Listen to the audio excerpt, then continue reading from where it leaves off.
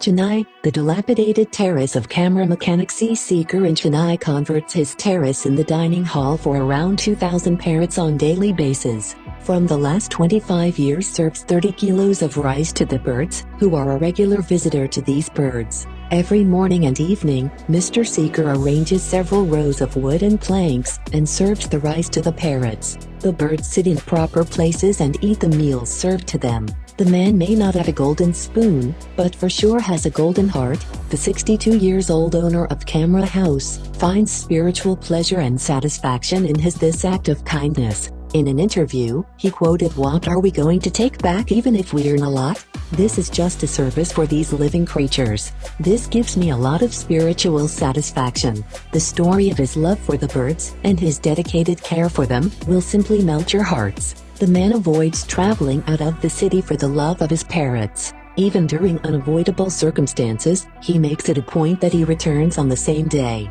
On this, he narrates a story where he had to travel out and he asked a friend of his to do the needful and feed the birds. The birds are sharp and could sense that he was not present, so they did not land to eat on that day. Ever since then he does not travel. It takes him some 5 hours daily to feed the birds. The 62-year-old sold off his wife's 20 sovereigns of gold to feed the birds. His 40% of income goes to feed the birds. He also treats them delicacies on the days he earns good money.